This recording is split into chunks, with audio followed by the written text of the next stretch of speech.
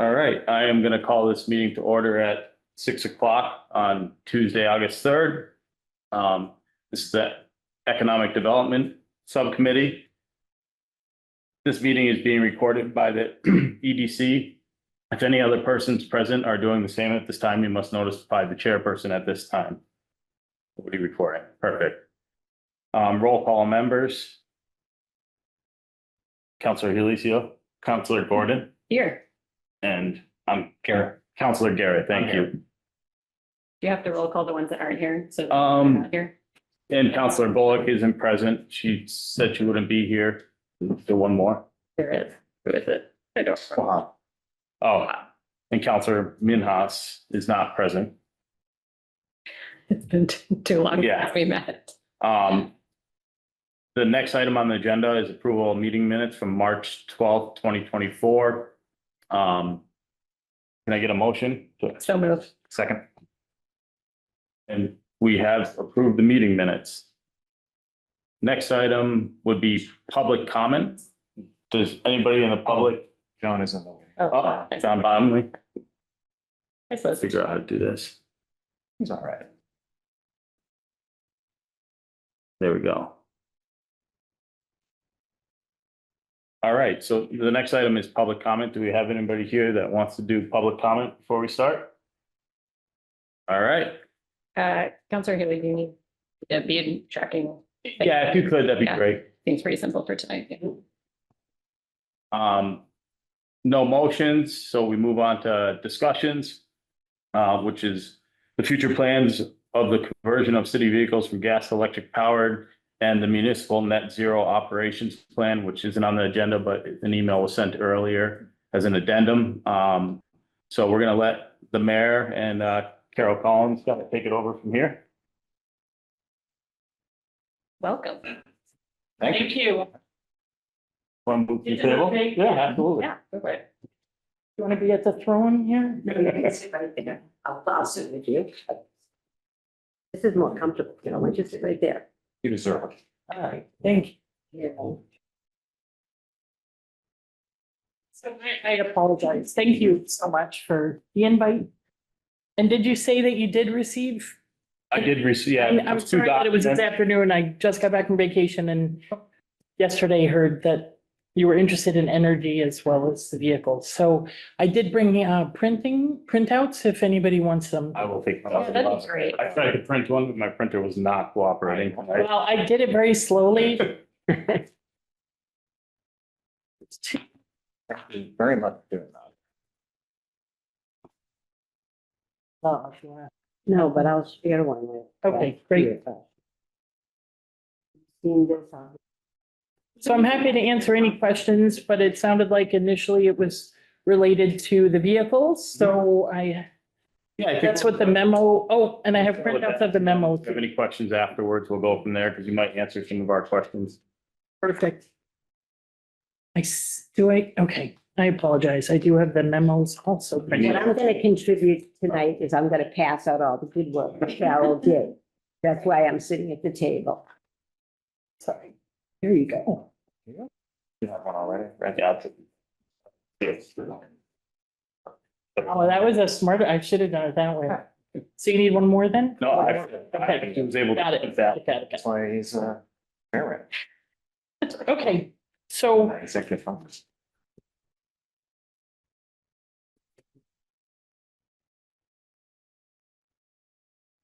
well, those are extras, but yeah, Right. right. Just let me know when you. You can, Okay. thank you. So what I tried to just lay out are the basics, which are that Greenfield was among the first communities in Massachusetts to be designated a green community, which is very exciting. And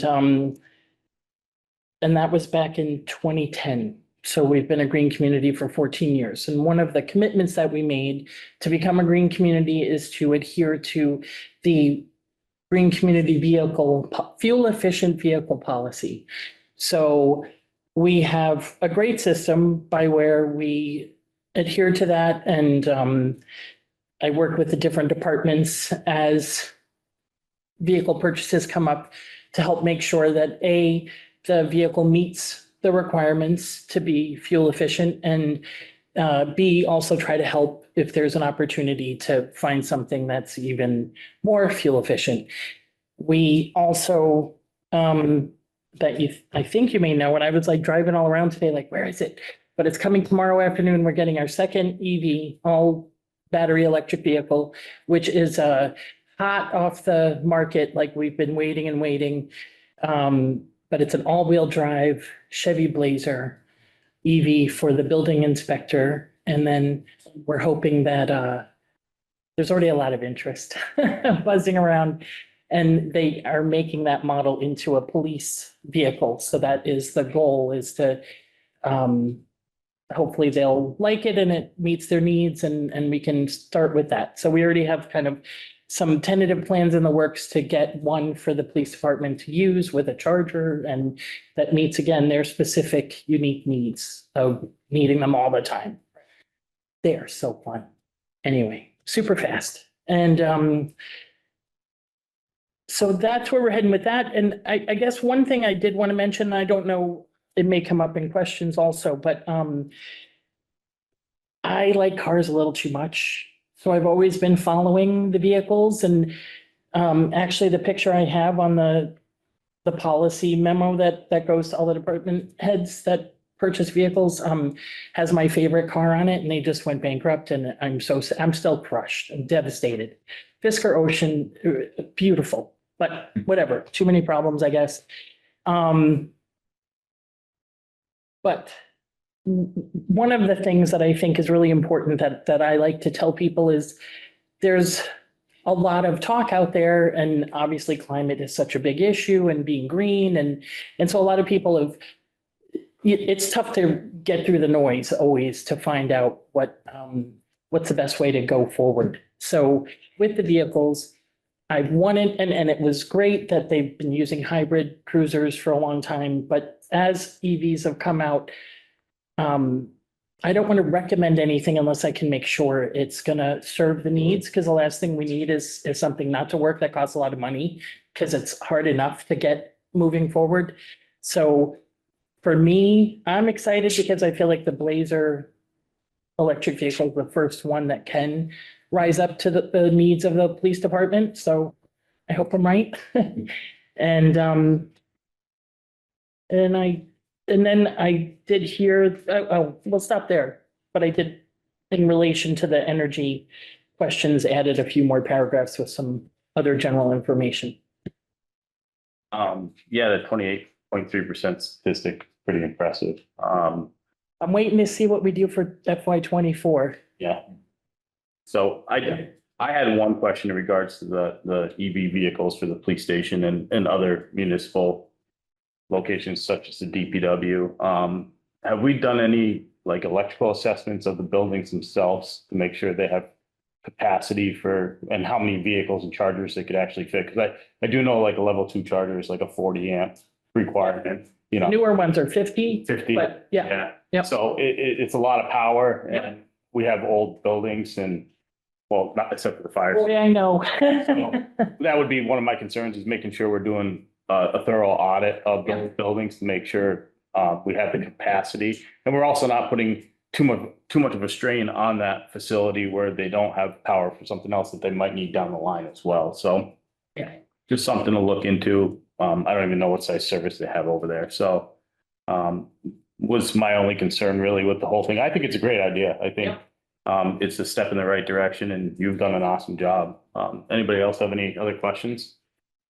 I'm just curious about the consulting process, how that works with each of the departments. Does it look the same for every department? Do they come to you before they're about to purchase a vehicle and say like, hey, does this meet the requirements under the vehicle policy for green community? Or is it different with each department? Like just what's the process, I guess? Most of the time it comes through DPW. So I work with, well, Paul Newell's just wonderful. So we have quite a good system down where as soon as he knows a vehicle, he'll call me up, and he's at this point knows whether it's going to work or not, pretty much. So, and he's very on board with the new technology. And so it's great to work with someone who's really, we're on the same wavelength in that way. So typically, most departments will go through Paul. And that's a great way also to keep track of our inventory and what's going on with the fleet. And then there's other departments like police will buy separately and school has their own transportation. So it varies a little bit, but typically it's just, most people will come before anything happens. And if I hear of something, I'll just be like, hey, just wondering what you're getting. And can I turn you on to something else? So, But can I, go ahead. just in response to Counselor Healy, I did forget one other piece, which is in the memo. We did we commissioned a fleet inventory and electrification plan. And so part of that is looking at the needs, as you talked about, or the service at each of the buildings before we move forward, and also the charging needs, which as you said, we did at Sanderson Street, which is where the two EVs that we have had to upgrade the service there. And that was to make room for it was right on the cusp of whether or not the current panel could handle it. But we opted to be nice and pay for them to upgrade the service. And as you mentioned too, as we move on, like right now for the police, there is a charger that's like an 80 amp and it's super fast. Yeah, level 1. So we're looking at that now. And with all the other buildings, I don't know if you're familiar, but we have information. So we're taking that into account as we move forward. One question, what's the kind of price comparison between the EV, the electric cars and the models that we've been purchasing? In terms of purchase price, I mean, obviously ownership. Yes. Well, I should know. I'm looking for a new car right now and I'm so overwhelmed with how expensive it is. I'm looking for. Especially EVs, right? Well, the weird thing is the EVs, you can get a used one for a wicked good deal and you can get a $4,000 tax credit on that. Right. And then you can also get a state credit. So that's a really great deal. And the cars are doing wonderfully, but I would say new, typically you're looking at before incentives, 35 to 50,000. And I don't know what regular cars or they're ICE, internal combustion, but I know that like a Nissan Kicks, because they're cute, they're like 21, starting at 21. I learned that anyway, they can vary quite a bit. So there is. The police, the Chevy that could be a police car, do you know anything about the? I've been trying to outfit it as they call it a PPV, police pursuit vehicle. It's going to be higher because they have a lot of separate needs, but we just bought the one we got for 57,000. But literally it just became available within the last month, if not 2 weeks. And like in the world, like it just. Is that like the only police appropriate vehicle, So far. vehicle that's on the market right now? I would say so. Catch up. We have to buy American for that, right? Is that correct or? Yeah. That's not something I've come across. I don't think it's required. I mean, it depends if there's certain funding that's going to pay for it, that might be required. But, the thing about the Blazer that's great is they already come outfitted, it's specifically built on a platform to be used as a PPV. A pursuit vehicle. And the best part too is that they're silent. So when you sneak up on the bad boys, they can't hear you. I was like, I heard that. That's- Say again? Unless you're going in reverse. Yeah. Oh, yeah, then I'm like, You kind of sound like a spaceship. yeah. That would be another thing to consider, though. I just had a thought when you're looking at like public safety is making sure that the chargers are also part of like the ATS for their backup generator. So if we lose power, they can still charge their vehicles. That is like genius stuff. And they're starting to do that, but they call it bi-directional so they can pull from the grid or give back. And Yeah, look at so there's a lot of benefits. You even mentioned that the police and the schools both kind of purchase vehicles separately. Yep. The police have an electrification plan, it sounds like we're working on.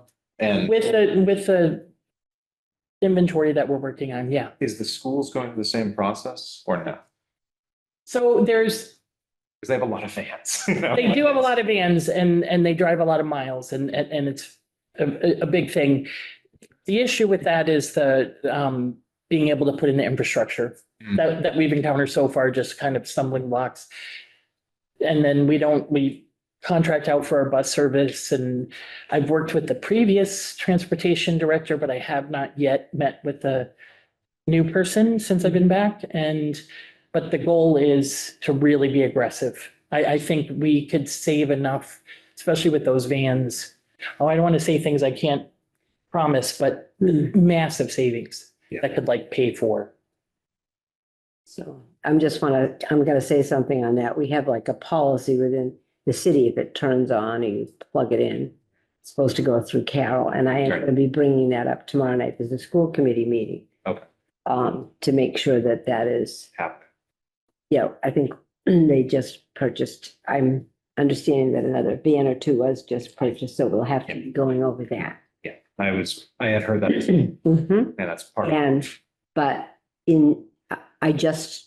I've been talking with Chief Dodge since he's been in, and he's like really on board with. He's so on board. Right, and that is the plan, that anything that's new, you know. I wish you success in that conversation, and hopefully the transport director, you have a great conversation. Right, Well, and I think that the inventory will help a lot to have like obviously we want to work with them on that. But really getting, it's more than just like, oh, you have a car, so we're going to replace it with an EV.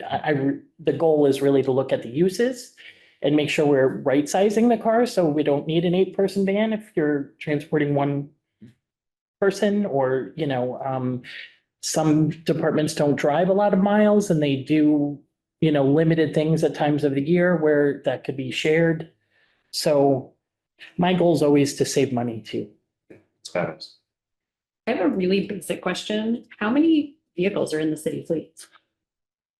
I want to say 106, but not all of them are, like, what do you call them? I think they have a name. Well, there's light, medium, and heavy duty, but there's ones like with 4 wheels that you drive on a road. I think that's what it is. Because we have things like Kubutas and. Right. ATVs. Yeah, So wait, the and 100 then there's roll doesn't offs. include those, or does it include? I think it includes everything. It does. Yeah. And it does fluctuate.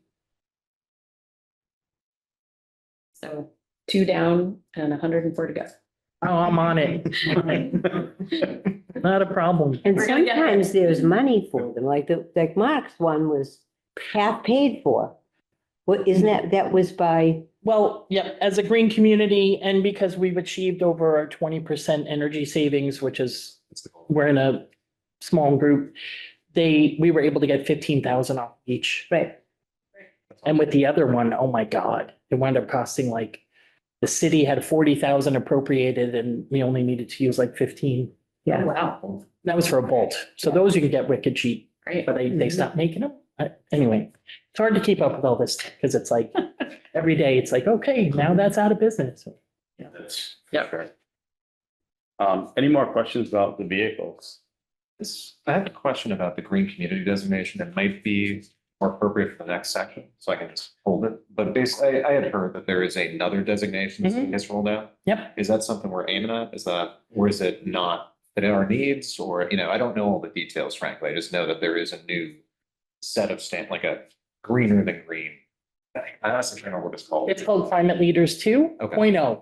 And the DOER, Department of Energy Resources, which is who we work with as a green community, they just kind of finalized, I think it's all finalized now, and we're already 60 to 80% of the way there. The 2 big changes that would need to happen there's 6 criteria for that. As a green community, we have 5, but, and they're similar.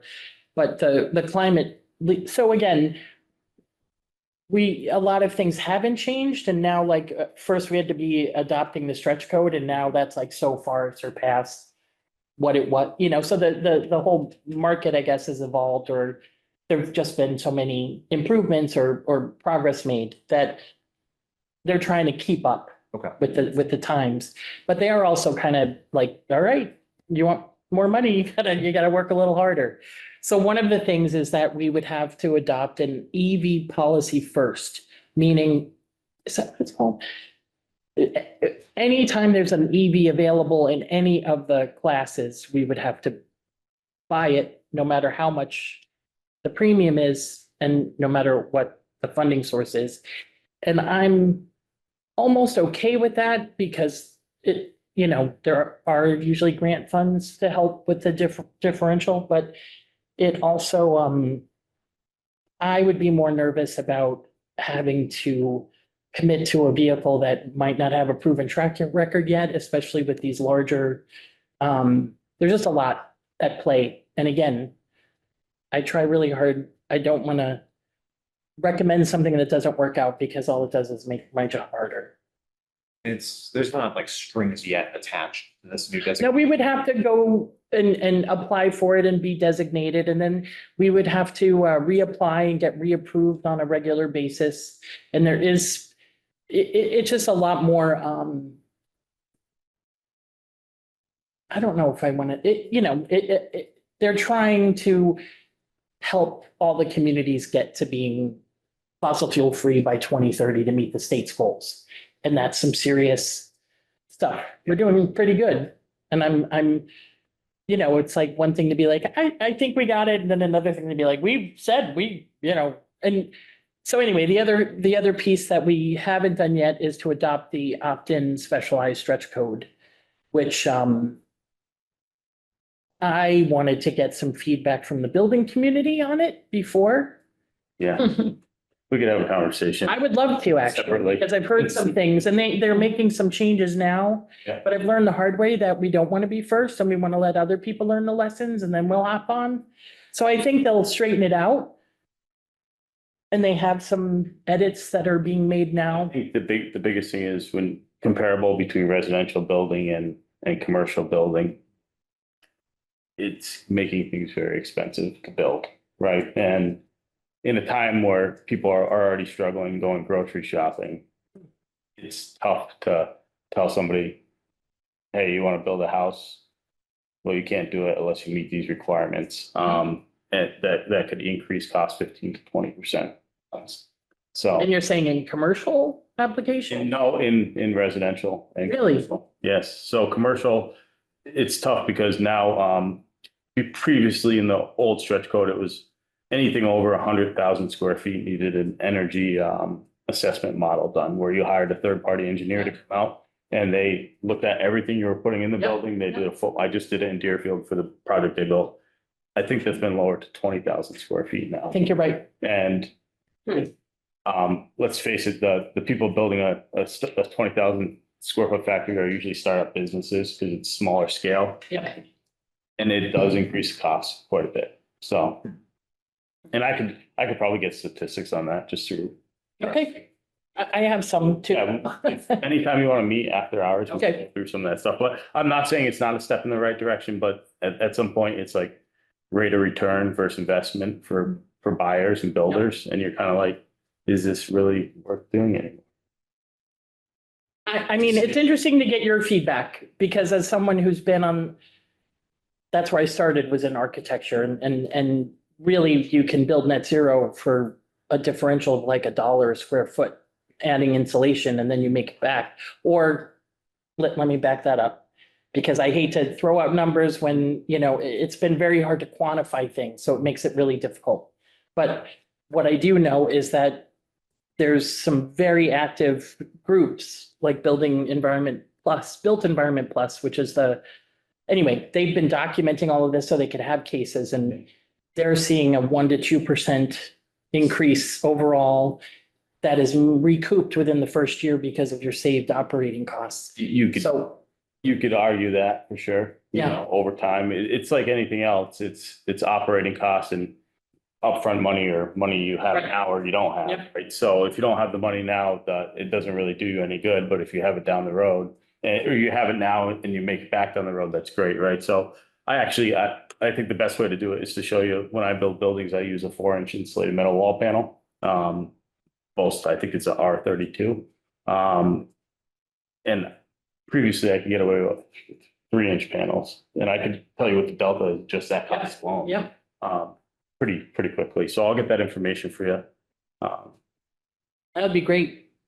Because again, you know, that's invaluable, is getting real world experience. And I think part of the problem too is there's just a lot for people to learn. Yeah. And there's, so again, like talking to builders that do build this way Mhm. all the time, they have their tricks of the trade, and then everyone else is kind of on their own. Yeah. And it's not, I want to bring everyone with us, not kind of be killing them with regulations. I think the right areas are like, we could go on forever, but Yeah. lighting controls, low voltage lighting, Oh, yeah. you know, daylight harvesting, Yeah. all great things, Yeah. right? And they're cheap to do.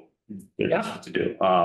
And then the other big thing would be mechanical costs. So if you know, using water cooled chillers in your building, with economizers, right? Where you're getting free cooling, simple things like that, Yeah. right? Yeah. Not expensive. So but again, let's go back to your municipal net zero plan, because Sure. you get me excited. I like talking to you. Yeah, I know. And again, like I have a hard time finding people that have the information, because we have all the cheerleaders being like, do it, do it, do it. And I'm like, well, does it work? And- Right. The other thing that would kind of tie into this is like battery storage.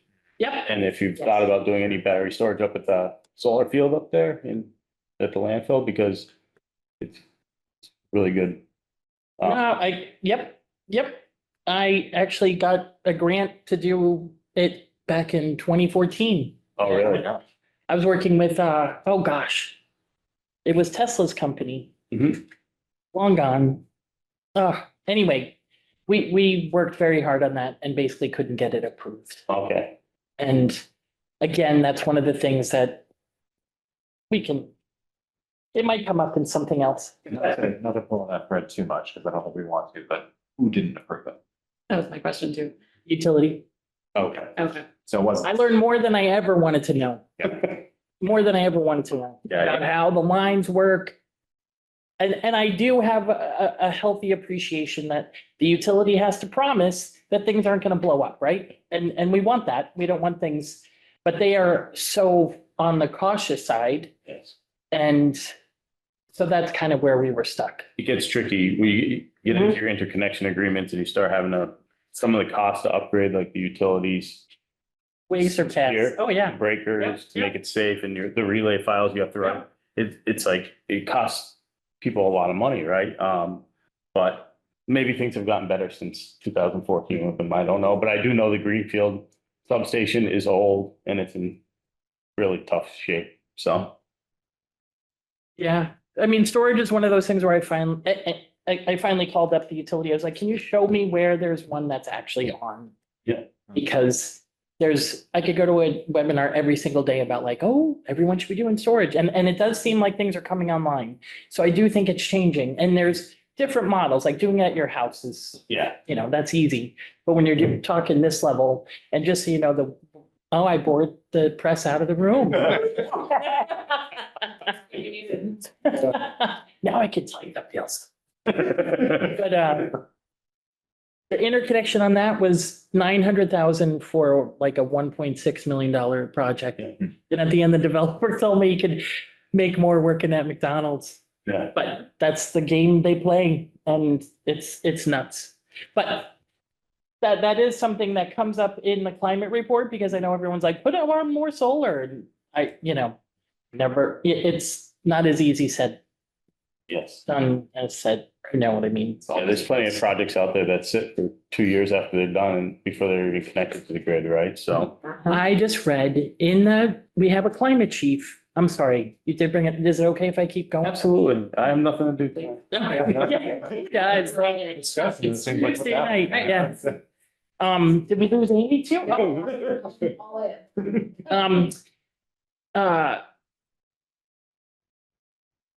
Where was I going? So, Oh, yeah, so we have a climate chief now, Mhm. which again is amazing.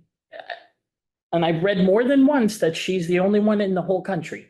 She is outrageous. She's my idol. And it was like the first, I've always been hopping along with like, oh, the planners, can I join you? Like there has been no dedicated group of sustainability staff or directors, energy, whatever, and we all have different titles and we're housed, it's still new enough that it's kind of being sorted out, which can be really hard because where do you go? Everything you're doing is like, oh, has anyone else even done this? And, but she said in her report, and I know she's got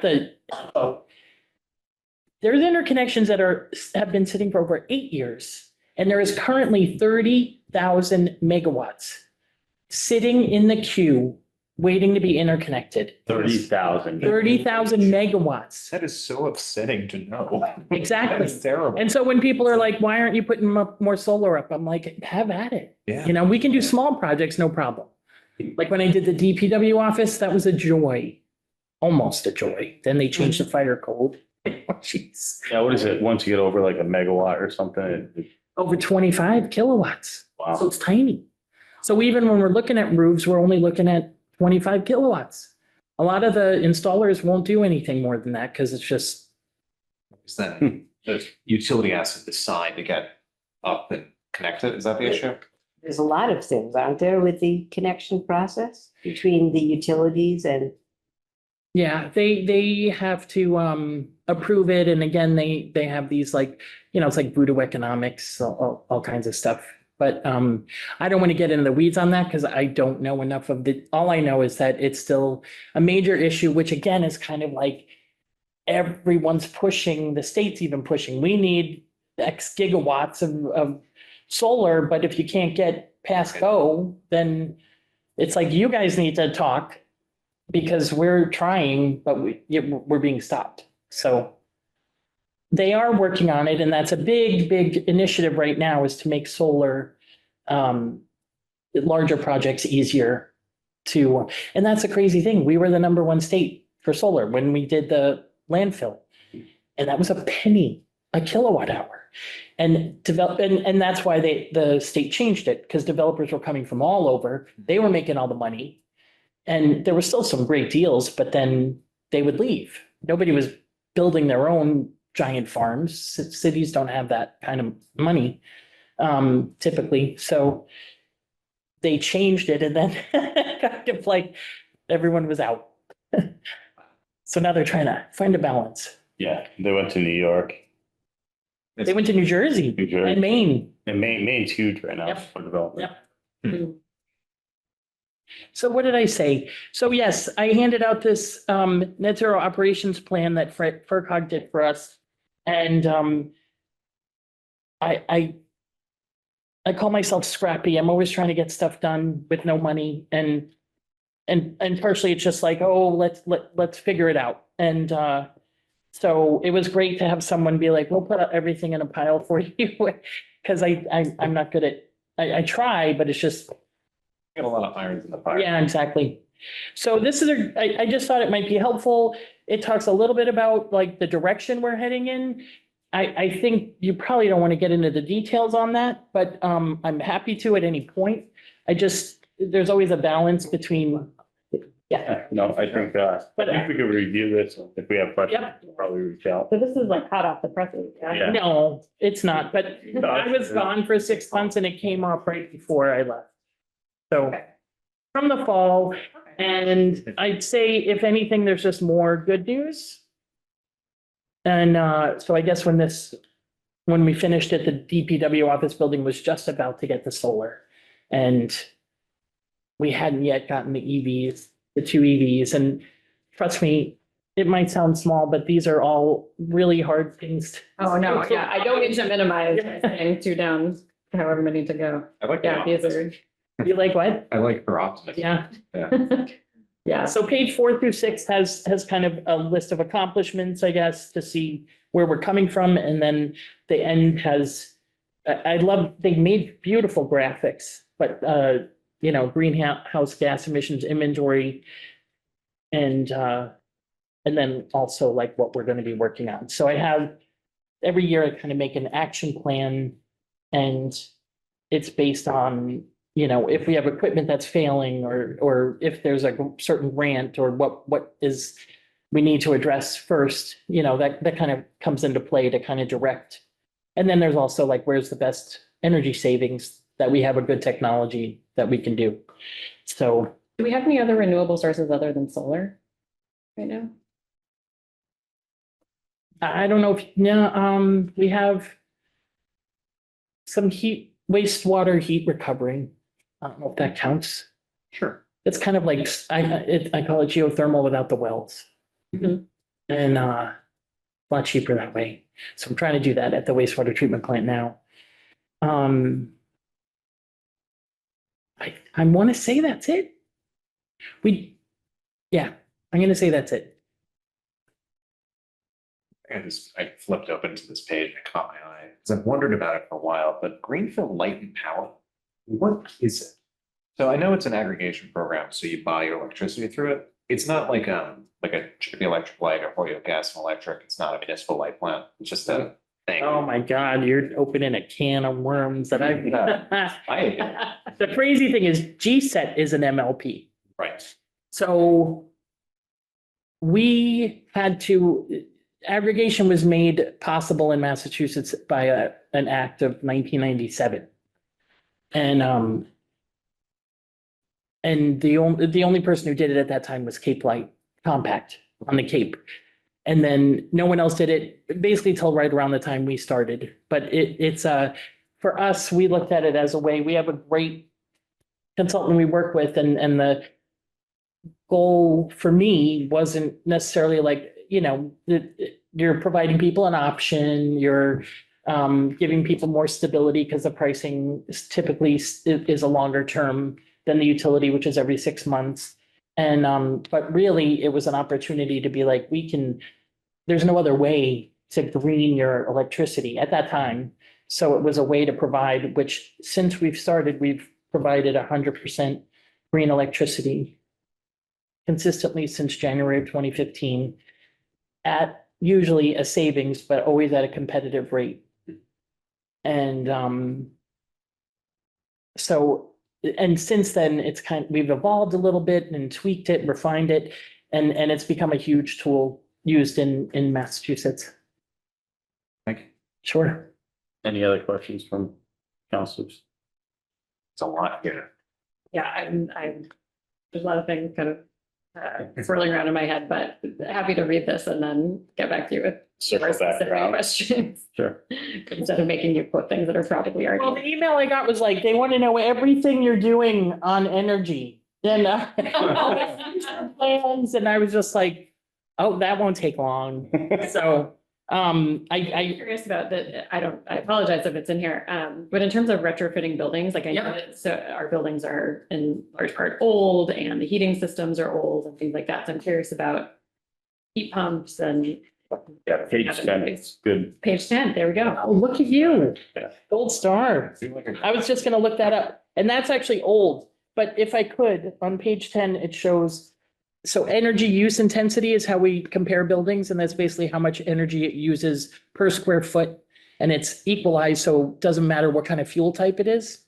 But our goal with most of our buildings is to be at an EUI of 40 or below. Mhm. And like with the new library, that's a target of 25. We're just coming into the end of the year. I'm like, give me the numbers. But so if you look to the right, and again, those are 2021 numbers, it's better now. But most of our buildings, more than half are actually almost all of them are under like 50. Or which is, I didn't know because it was all, again, we were just like, how do we do this? How do we compare things? And that we're doing really well, which kind of it's amazing.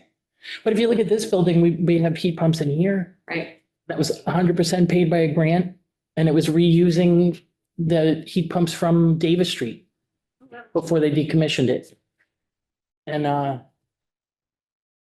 it's not easy to do this on an old brick building. Despite, I'm like ducts or no ducts, there's still a lot of drilling and. So, yeah, so this is what I use this is one of the main tools I use to decide. You've got those 3 buildings in red. One of them is now new, the library, and the fire station. That EUI is 35, which is phenomenal. Those are considered net zero ready buildings. And, I mean, the transfer station is an albatross, but we'll get there. The number 40, where does that come from? Is it like that? Just research. I've heard that's even, it depends, but again, like when I try to get as much information as I can from people like engineers, mechanical engineers or whatever. So a lot of this came from some engineering energy sites to begin with. Back then it was like BTUs per square foot. That's basically what the EUI is. And but EUI didn't exist then because I'm that old. So but yeah, it varies. So even that, there's like some, it's constantly evolving. Like even having, while we were working on both the library, but especially with the fire station, with Eversource, their incentives kept shifting because they were still working out like, what are we gonna? And so we went for the most stringent path, which was a net zero ready building. But it was sort of like, what do we have to do this week? Yeah, what? And I think we made it all. I'll find out. I get the bills, so I find out. You. Yeah. Any other questions? I had just kind of a general question, which is gonna be probably hard to answer too, but how can we on the council help you get to your goals? Like what, like the climate leader thing, maybe that's not the thing to do right this moment. Yep. Maybe there's a moment where the state says, you want that sweet money to upgrade your buildings, you need to do this. And so I'm sure you'll keep an eye on it and let us know. Yeah. But beyond those two, like the EV first and the opt-in specialized code or whatever it is there anything else the city council could be doing to help out the energy department with this? Like, I have thought about it and I do think that I see us working in partnership. And I would love that and to feel like there's because I find out a lot of things just by reading the paper or, watching a meeting or something. So it'd be great to have the more information that you have to kind of be like, hey, wait a second, what's that EUI going to be? Or, whatever, aren't there other options or, and again, I'm completely willing to provide whatever I can or find it if I don't have it. But I would love to see that become, so I have a few mottos. You can make them into bumper stickers if you want, but one of them that the mayor mentioned, was, if you turn it on or plug it in, you need to call me. Still have to remind some people, but there's a lot of things that get plugged in. They're done, I guess, but, geez, that's what I get for talking too much. There was another one, but anyway. I thought it was it very just- helpful when we were talking about buying cars. I'm just gonna say this, kudos to whoever was saying this, that you were asking about what we bought in the future. And I think that's sort of like a partnership, and I bring that back. And I'm like, you better be I hope you're looking at this because this is what our city council is, that's what you want to approve. And then I learned things from Carol, and I'll be talking about things I don't know, but like those bigger trucks, the ones that are over 1.5 tons or something like that, there's hardly any like that. Mhm. There's not very many of those big ones that come out with that. They're not battery operated or whatever. So but I keep bringing it back to the department head. So you saying that, like, this is what and asking, talking about it now makes us be talking about it. Carol was always talking about it, but I brought that right back to the department head. So I think that's one thing. Or if you're seeing anything that somebody's looking at, to be reaching out to that department head, do they make those in this? Mhm. Because I think that's what we all want. And like you were saying about the buildings and the stretch code, I don't know about that. The sharing whatever it is that because some people are pushing for this. What I know about the building codes is like from Mark Snow, there's 2 building codes and they're really fat. I couldn't carry them home. He said they're too big. They're very complex, and that's what I know about that. That stretch code, is that going to be the best thing? Is it practical? If anybody knows that, have any cities or towns adopted that? How does that affect things when we're looking at you know, trying to get housing out there as fast as we can. Everybody has some knowledge that they bring to the table. Yeah, I will say a lot that the building inspectors are struggling to even understand. No, exactly. I read it and I go, what the heck am I reading? Right, right. Uh-huh. And so that's the thing. It's like ultimately, they're the ones who are looking at these buildings. So if they're not on board, then what are we doing? Yeah, You can say, oh, look, we have this new stretch code, but if it's not actually being followed, not at anyone's fault, but just because of lack of education or, you know, so I think kudos to the state for always trying to push the boundaries, but we have to, like I said earlier, I think bringing everyone with us is really the goal, because there's so much politicization around, like, I don't understand why this is an issue. But I did remember what I wanted to say. Sorry, if I may. But I think what the shift is for me, what I really hope to see is that I feel whack-a-mole is what I always see, is that I'm just constantly trying to keep up. And I can tell you story after story about how all these things just happened at random because I happened to come across something. So it was just like, oh, I didn't know, you know, that was happening. We could do X, Y, or Z, and then I'd get told it's too late or whatever. So that's changed how I do what I do. But the way I see my role now is it shouldn't be an add-on where, oh, we have this separate person who has to check everything and make sure. It should be becoming just the inherent knowledge of each person who's involved with, I don't know what I want to say, but you know, there's so many things that are just part of like green infrastructure or, you know, buildings or whatever that should be the norm instead of the alternative. And so that's where I'd love for, I don't want to make you guys into like cops, but be like, you can't do that. But, you know, I'd love any, you know, again, just having an open dialogue, and if there's things that work out. Thank you very much.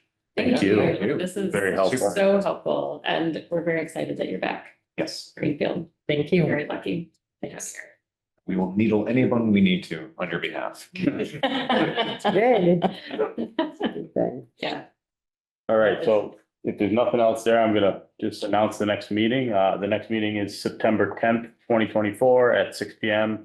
City Hall Meeting Room, second floor, Zoom/hybrid unless otherwise posted. Can I get a motion to adjourn? so move. Second.